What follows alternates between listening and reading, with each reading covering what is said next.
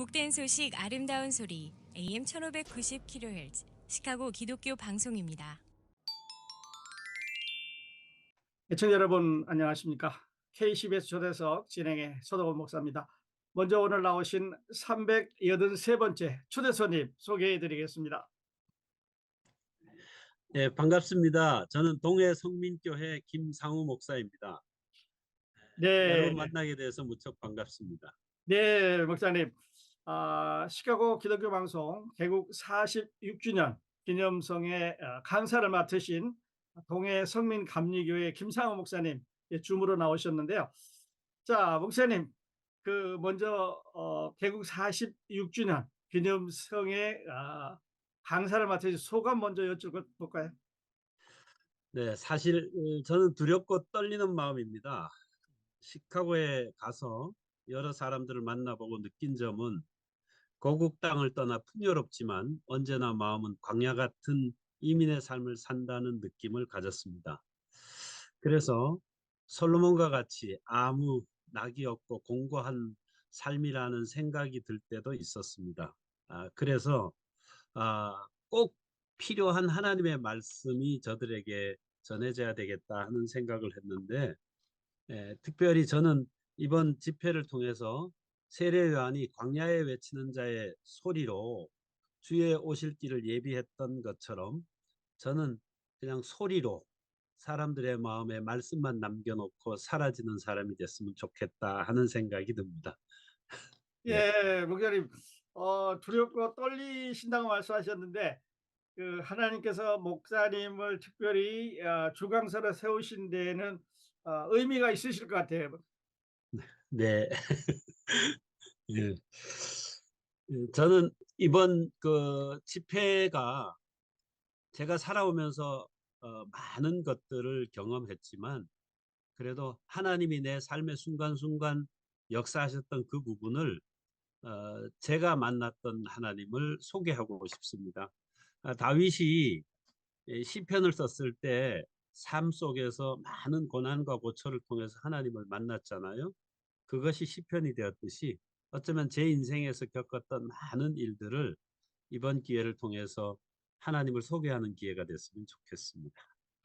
네, 목사님, 하나님을 목사님을 변화시키고 목사님과 함께하신 그 하나님을 이번 기회를 통해서 또 시카고에 있는 우리 많은 동포들에게 잘 전해줄 수 있기를 바랍니다. 네. 그리고 목사님, 저희 집회가 이제 5월 17일 금요일하고 네. 18일 토요일, 19일 주일 저녁 이렇게 3일간 계속되고 있는데요. 네. 많이 기도하시고 준비하실 것 같은데 네. 어떤 메시지를 나누실 건지 좀 미리 여쭤봐도 될까요? 네. 저는 3일 동안 세 가지 주제로 말씀을 드리려고 그럽니다. 첫 번째 날은요. 나는 너의 하나님이라는 주제로 말씀을 드리려고 합니다. 이스라엘 백성들을 한번 살펴보면요. 어려운 일을 만났을 때 늘 하나님을 원망합니다. 그런데 그 일들을 통해서 나중에는 어, 자신들이 알지 못했던 하나님을 만나게 되고 그 순간에는 그 원망이 감사로 바뀌게 되는 것을 보았습니다. 홍해 앞에 있을 때 바다의 길을 여시는 하나님, 인도하시는 하나님을 만났더라면 그들이 원망하지 않았을 거고, 물이 써서 마시지 못하는 상황에 물을 달게 하시는, 고치시는 하나님을 알았더라면 그들은 원망하지 않았을 것 같습니다. 또 광야에서 먹을 것이 떨어졌을 때 매일 만나를 공급하시는 하나님을 알았더라면 그들이 고민했을까? 그리고 죄를 짓고 가슴 아파할 때 용서하시는 하나님을 알았더라면 힘들게 살았을까 하는 생각을 하면서 첫 번째 날은 나는 너의 하나님이라, 바로 하나님을 아는 만큼 누린다는 제목으로 말씀드리고 싶고요. 두 번째는 가난한 자가 없는 교회라는 제목으로 말씀드리고 싶습니다. 하나님이 원하는 세상이 어떤 세상일까? 제가 보니까 신명기 15장 5절에 내 하나님 여호와께서 내게 기업으로 주신 땅에서 내가 반드시 복을 받으리니 너희 중에 가난한 자가 없으리라고 했습니다. 가난한 자가 없는 세상, 그것이 하나님이 꿈꾸는 세상인데 신약 시대에 보니까 초대교회가 그 중에 가난한 자가 없었다고 사도행전 4장 34절에 말씀하고 있습니다. 그래서 오늘날 정말 교회가 어떤 교회가 되어져야 되느냐? 가난한 자가 없는 교회. 그래서 세상에 있는 모든 사람들이 교회로 몰려와서 모두가 하나님의 뜻을 이루는 그런 아름다운 교회를 만드는 것, 그것에 대한 말씀을 드리고 싶고요. 세 번째는 무엇 때문에 기뻐하고 즐거워하십니까? 하는 그 말씀을 전하려고 하는데, 옥하는 목사님이 이런 말씀을 하셨어요. 나는 세상에서 성공하고 대접받는 목회자였는데 하나님 앞에 설 것을 생각하니 이름 없이 빚도 없이 고생한 목회자들에 비하면 너무 부끄럽다고 했어요. 세상에서는 존경받지만 하나님 앞에 섰을 때 부끄럽다는 것인데, 사실 오늘 우리가 주의 일을 하다 보면 욕먹고 박해받고 모함받고 고난받을 때 세상 사람들이 볼 때는 참 복없는 사람이라고 할지 모르지만 하나님 앞에 가면 하늘의 상이 크다고 했거든요. 그래서 기뻐하고 즐거워하라 했던 그 말씀 가지고 저는 우리가 무엇을 기뻐해야 되는가에 대한 말씀을 셋째 날 드리고 싶습니다. 네. 예, 메시지를 다 듣지 않아도 목사님께서 그 기도하시고 준비하시는 그 타이틀을 통해서 우리가 은혜를 네, 이제 누리게 되는데요. 아, 우리 청취자들 이제 그날 나오시면 목사님이 준비하신 또 하나님께서 주시는 그 메시지를 통해서 은혜를 누릴 줄 압니다. 자, 그리고 목사님께서는 이제 동해 성민 감리교회를 담임하시면서 그 예, 한국 에스라 목회 연구원 원장님을 또 맡고 예, 계신 걸로 알고 있습니다. 네, 이 목회 연구원 어떤 단체인가요? 예. 제가 에스라 성경 연구회라고 하는 모임을 가지게 된 것은요. 제가 성경을 읽다가 에스라 7장에 보니까 에스라는 모세 율법에 익숙한 자라는 단어를 봤습니다. 익숙하다라고 하는 단어는 어느 곳을 봐도 낯설지 않다는 표현이잖아요. 그래서 저도 성경 어디를 펴도 낯설지 않은 그런 목회자가 돼야 되겠다는 마음을 가졌습니다. 그리고 7장 10절에 보니까 에스라가 말씀을 연구하고 준행하고 가르쳤더라는 말씀이 있어요. 그래서 제 목회자로서 가장 롤 모델이라 그러면 바로 에스라입니다. 그런데 제가 1996년도에 성지순례를 다녀와서 한 가지 깨달은 게 있습니다. 제가 알고 있던 성경하고 이스라엘에 가서 보니 너무 성경이 달랐습니다. 그래서 성경을 연구해야 되겠다라는 생각을 가지고 특별히 그랜드 주석이라고 하는 주석이 있는데 그것을 제가 성경 1189장을 각 장을 한 장씩 A4 용지에 사실 의미 적용이라는 그렇게 요약을 하자 해서 3년 정도 계획을 잡았는데 1년 6개월 만에 빨리 끝냈습니다. 그리고 난 다음에 좀 더 알려면 이스라엘을 알아야 되겠다. 그래서 역사, 지리, 문화, 풍습, 원어까지 좀 세밀하게 공부해야 되겠다고 공부하던 중에 제가 목회하던 곳에 집사님 한 분이 신학을 해서 목회를 시작하게 됐습니다. 그분이 그러더라고요. 성경을 좀 가르쳐 달라고요. 근데 저는 뭐 따로 공부한 거 없이 저 혼자 공부한 거니까 별로 도움이 되지 않을 거라 그랬더니 목사님이 알고 있는 것만 가르쳐 주면 된다. 그래서 시작된 게 에스라 성경 연구 모임입니다. 근데 제가 사실 공부하기 싫어했던 사람이 하나님의 은혜로 말씀을 공부하고 난 다음에 제 마음속에 한 가지 생각한 것은 내가 거저 받았으니 거저 줘야 된다라는 생각에 자료도 다 그냥 보내주었고 그리고 오면 식사 대접도 하고 처음부터 끝까지 모든 것을 다 교회에서 다 제공해서 했습니다.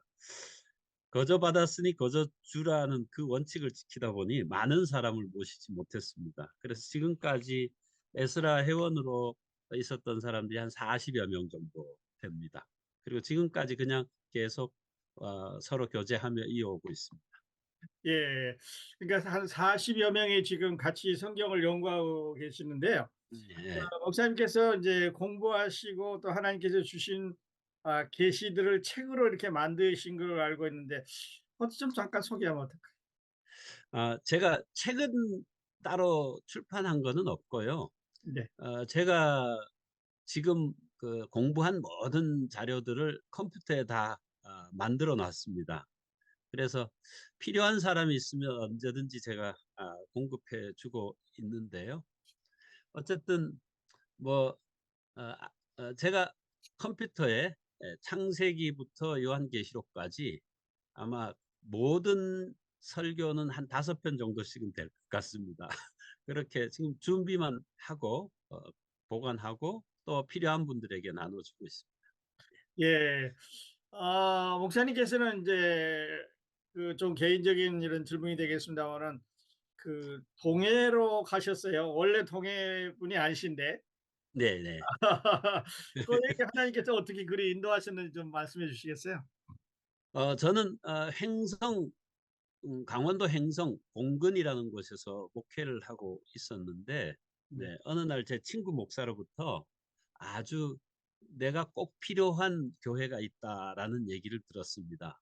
얘기를 듣다 보니까 그냥 말씀으로 위로하고 세워야만 되는 교회라는 얘기를 듣고 이 교회에 부임하게 됐는데, 이 교회 형편이 사실 오래된 역사를 가지고 있는 교회입니다. 그런데 상처가 많아서 교회가 여러 번 분열되었고, 제가 부임할 당시만 해도 3, 40명 정도밖에 되지 않는, 그리고 많은 부채, 그리고 건축 중에 있던 건축이 중단한 상태였습니다.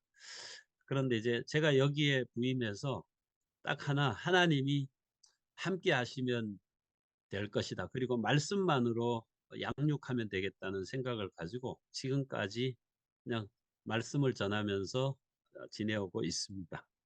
하나님의 은혜로. 네. 네.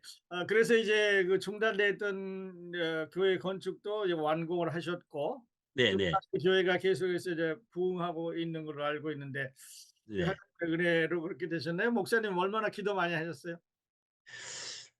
그런 것 같습니다. 저는 이제 목회를 하다 보면 누구나 다 부흥하고 사람 많이 모이는 교회를 원하잖아요. 네.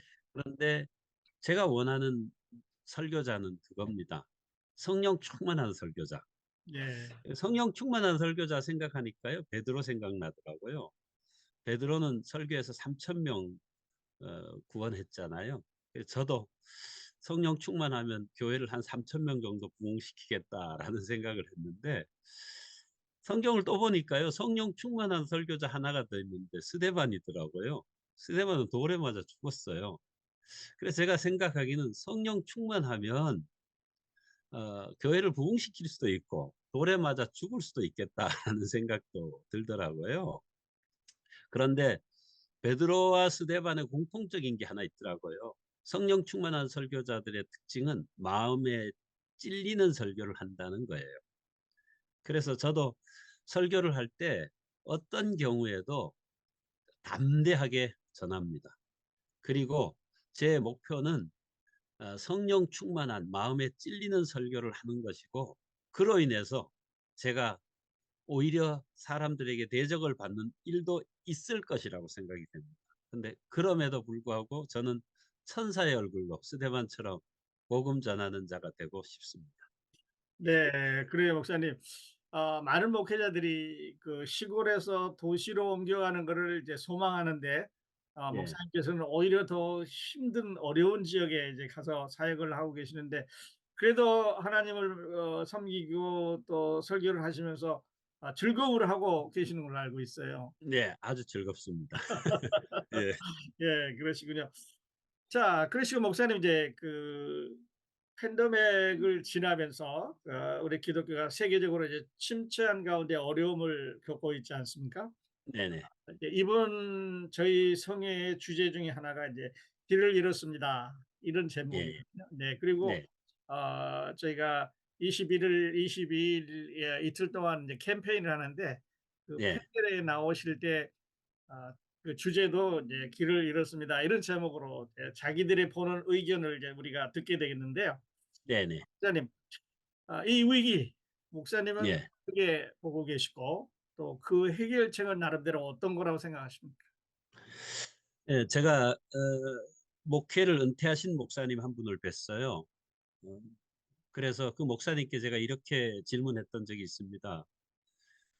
목사님, 솔로몬은 인생 마지막에 앞으로 살아갈 날이 많은 인생들에게 교훈을 해 주십시오 해서 쓴 글이 전도서인데, 목사님이 은퇴하시고 앞으로 목회할 날이 많은 저에게 전도서와 같은 말씀을 하나 해 주십시오라고 했더니, 그 목사님이 고민하면서 나는 목회를 하면서 성장하는 교회가 아니라 성경적인 교회가 됐으면 좋겠다. 또 그런 목회자가 됐으면 좋겠다라는 말씀을 해 주셨습니다. 사실 저도 성장이냐 성경이냐에서 갈림길에 고민할 때가 많았습니다. 제 마음에 끌리는 것은 성장이었고요. 그렇지만 그래도 외면하지 못하고 끝까지 가야 되는 것이 성경적인 목회, 성경적인 설교를 해야 된다라는 그런 생각을 했습니다. 그래서 저는 아까도 말씀드렸습니다마는 정말 그냥 목회를 했을 때, 제가 만 40년 목회를 했다고 하면 끝났을 때 아무 일 없이 그냥 편안하게 목회를 마친 그것이 복일까라는 생각도 해봤습니다. 진짜 아, 기억되고 싶은 목회자는 정말 사람들의 마음속에 심령을 찌르고 그들에게 회개를 일으키든지, 아니면 그들이 정말 양심에 찔려 대적하든지, 어쨌든 사람들의 마음에 찔리는 성경적인 설교가 살아있는 교회, 그 교회가 지금의 위기를 돌파하게 만드는 힘이 되지 않을까라는 생각을 합니다. 네. 그 목사님, 그 찔린다고 하는 그 표현 중에는 그 죄를 깨닫는, 회개하는 이런 말씀이신가요? 예, 그렇죠. 왜냐하면 저도 설교를 하다 보면 교인들에게요, 직접적인 죄에 대한 설교를 하게 되면 교인들이 별로 좋아하지 않을 것 같고, 그로 그렇습니다. 인해서 나타난 반응이 두려워서 주저할 때가 있습니다. 그래서 저는 교인들에게 늘 강조합니다.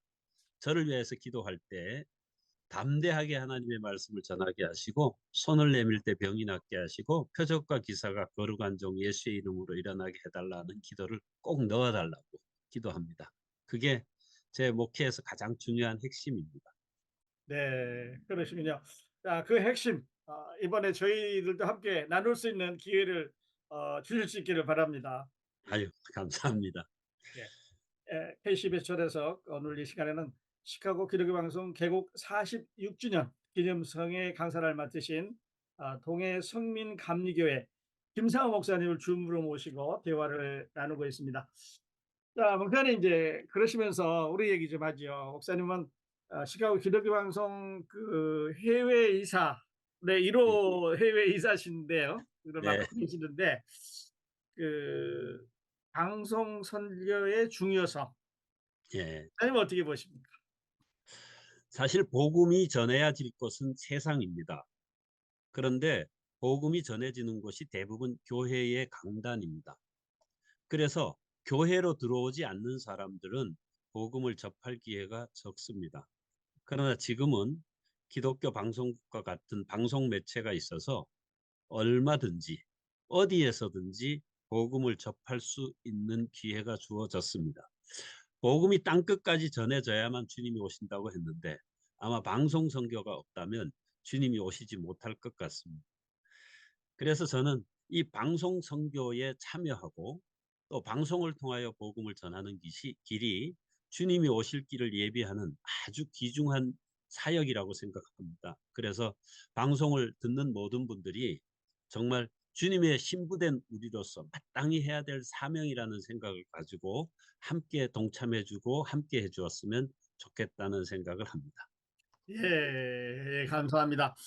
사실 우리가 그 찾아갈 수 없는 오지에도 방송은 국경도 없고 이렇게 울타리도 없이 그냥 넘어가는 예, 그런 예, 예. 장점을 이제 갖고 있는데, 아무리 강조해도 지나치지는 않을 것 같습니다.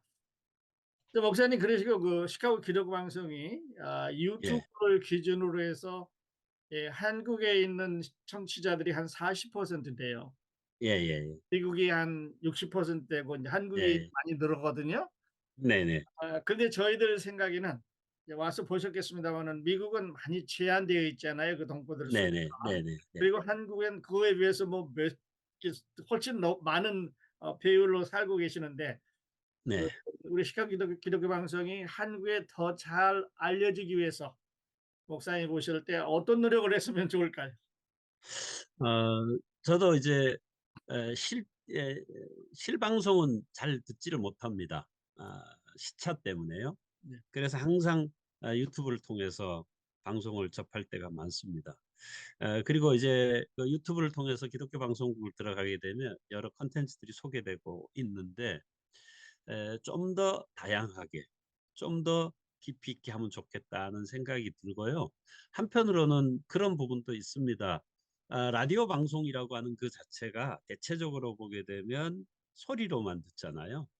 근데 유튜브는 그런 면에서는 영상으로 함께 하면 더 좋지 않을까 하는 생각도 듭니다. 그래서 어쨌든 지금 뭐 기독교 방송국이 애쓰는 모습들, 여러 콘텐츠를 개발하고 유튜브 하나하나 개발하는 것 보면 저는 저희 교회도 사실 기독교 방송국을 애청해서 실방송은 못 들어도 유튜브를 통해서 듣는 분들이 꽤 많이 있습니다. 그래서 어, 그 유튜브 쪽으로 많이 더 개발하면 좋겠다 하는 그런 생각이 듭니다. 네. 아유 좋은 지적해 주셨는데 더 열심히 노력하고 더 좋은 콘텐츠를 만들기 위해서 또 더 열심히 노력을 하도록 하겠습니다. 예, 자 목사님께서는 이제 매주 금요일 날 저희 방송에 칼럼을 내보내 주시고 계셔서 여기도 예, 꽤 인기 있는 그 컬럼 중에 하나인데요. 예, 그 이 컬럼도 그러시고 또 설교도 그러시고 예. 상당히 인기가 있는 걸로 저희들이 알고 있거든요. 자 목사님 설교가 인기 있는 그 비결 여쭤봐도 될까요? 아, 인기 있다니까 좀 쑥스럽고요. 사실 저는 설교라고 하는 것이 예, 풀어서 가르쳐야 된다고 생각하거든요. 근데 이제 가르치는 목적이 지식을 위한 것이라면 참 어렵습니다. 그런데 삶을 위하여서 풀어서 가르친다 그러면 어려울 리가 없습니다. 예수님의 설교가 왜 쉬웠냐 그러면 들으면 내가 뭘 해야 되겠다는 결단이 생겼고, 반면에 서기관들의 설교는요 들어도 내가 뭘 해야 될지 그냥 머리로서만 지식으로만 남았던 것 같습니다.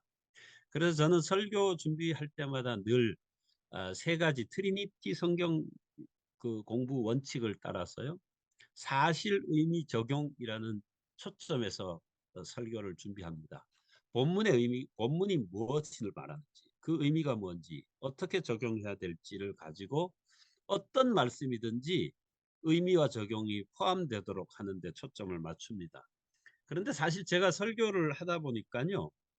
그런 게 있더라고요. 저는 설교를 준비해서 설교를 했는데 교인들은 제가 설교한 것을 그대로 받아들이지 못하더라고요. 예를 들어서 저는 이런 목적으로 설교했는데 교인들은 전혀 제가 말한 것을 알아듣지 못하고 알아채지 못하는 것을 봤어요. 그래서 제가 요즘은 제가 제 설교를 한 서너 번은 다시 듣습니다. 똑같은 설교를 제 설교를 세 번이나 듣습니다. 저는 이런 목적으로 설교했는데 제가 들어보니 제가 원하는 대로 설교가 들리지 않았습니다. 여기에 큰 차이가 있구나. 그래서 설교를 내가 이런 목적으로 했으면 들을 때도 그렇게 들리는가를 다시 계속 확인하고 검증하다 보니까 이제는 제가 전하는 것과 듣는 것이 서서히 맞아 들어가고 있는 것 같습니다. 그래서 저는 설교를 준비할 때마다 이렇게 합니다. 제가 보통 주일 설교를 하면 한 30분 정도를 설교를 준비하는데 그 설교를 5분 안에 할 수 있도록 요약을 합니다. 그리고 다시 그 5분 한 설교를 다시 풀어서 30분에 만듭니다. 그러니까 좋은 점이 있더라고요. 설교 시간을 5분, 10분, 30분, 2시간 뭐 상관없이 마음대로 늘리고 줄이고 수 있었어요. 그래서 중요한 것은 저는 설교는 제가 칼럼의 주제가 그 삶을 삶으로 아닙니까? 성경은 삶이 아니라 삶으로 적용하기 위한 설교는 결코 어려울 수가 없고 또 들을 때 편하게 듣고 또 행할 수 있는 설교가 될 거라고 생각합니다. 저는 그렇게 준비하고 있습니다. 예, 그래서 인기가 있는 이유가 그 알에서 끝나는 게 아니라 그 알을 이제 삶으로 적용할 수 있는, 예, 예, 마치 야고보서의 행함이 없는 믿음은 죽음이다 하는 것처럼 그 서로가 이게 맞물려서 함께 우리 예, 삶 예. 가운데 나타나는 그런 말씀이신가요? 네, 네, 네. 그렇죠. 네, 그러시군요. 그리고 목사님 이제 어 5월 14일 날 시카고에 도착하시는 걸로 알고 있거든요. 네, 네, 그렇습니다. 예. 그리고 5월 말까지 이제 계시면서 우리 예, 집회 인도도 하시고 또 일부 성도님들도 만나시고 또 다른 교회도 예, 방문하시고 이렇게 되실 건데요. 예, 자, 특별히 이제 그 목사님께서 인도하시는 시카고 기독교 방송 개국 46주년 기념성에 예, 목사님께서 직접 목사님의 음성으로 초청의 말씀 한 말씀 주세요. 예. 하나님을 알면서도 염려하고 근심하고 두려워하고 불안해하십니까? 아, 나는 너의 하나님이다. 나는 너의 모든 것을 알고 너의 모든 문제를 해결할 수 있다라고 하시는 하나님을 만나보는 기회가 되시기를 바랍니다.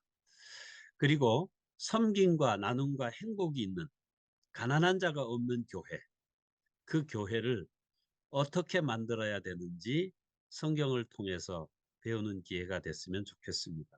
또 하나, 우리가 이 세상에서 대접받고 잘 사는 것이 아니라 하나님 앞에 섰을 때 하나님이 주는 그 상을 바라보며 현재 욕먹고 박해받고 모함받아도 오히려 그것을 기뻐하고 즐거워할 수 있는 참 그리스도인의 삶을 살아가는데 도움이 되는 그런 집회가 되리라고 믿습니다. 여러분을 시카고 기독교 방송 46주년 기념 집회에 초청합니다.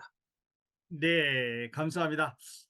청취자 여러분 들으신 대로 우리 김상호 목사님을 시카고에 모신, 또 시카고에 보내신 하나님의 뜻을 이해하면서 집회에 다 함께 오셔서 함께 은혜 받으시고 함께 축복 받으시고 이렇게 좋은 시간 누리실 수 있기를 바랍니다. 자, 목사님 얘기하다 보니까 우리 이게 주어진 시간이 이제 다 되어 가는데요. 아, 하나만 더 여쭤보고 목사님 예, 가시도록 하겠습니다. 예, 그 목사님은 이제 주 자제분 아들인가요? 두 예, 분이 예, 다 그 하나님 앞에 헌신되어서 지금 주의 종의 길을 열심히 밟고 있는데 네, 네. 그 목사님의 자녀들을 바라보실 때 목사님 마음은 어떠세요? 사실 저는 목회자로 세움을 받았다고 하는 그 자체보다 정말 하나님이 마지막 때에 하나님의 우리가 완벽하게 하나님의 뜻을 전할 수는 없지만 하나님이 이 뜻을 정말로 최근접하게 에, 바로 전할 수 있는 그런 목회자가 됐으면 좋겠다 하는 게 제 생각이고요. 그리고 제 아들들한테도 그런 얘기를 합니다. 하나님의 말씀을 전할 때는 철저하게 성경 전체 맥에서 벗어나지 않는 그리고 바른 말씀을 전하는 아들이 됐으면 좋겠다라고 하고 그래서 그 부분에서 아들이 열심히 노력하고 있습니다. 아, 네, 아버지실 뿐만 아니라 신앙의 멘토시고 예, 또 예, 아주 위대한 그 선생님으로 이렇게 계시는데 예, 아마 많은 목회자들이 막 부러워하시지 않을까 하는 생각을 해 봅니다. 예, 나와 주셔서 다시 한번 감사드리고요. KCBS 초대석 오늘 이 시간에는 시카고 기독교 방송 개국 46주년 기념성회를 맡으신 통해 성민 감리교회 김상호 목사님 줌으로 모시고 대화를 나눴습니다. 목사님 초대석에 나와 주셔서 다시 한번 감사드립니다. 네, 감사합니다. 네, 감사합니다. 예.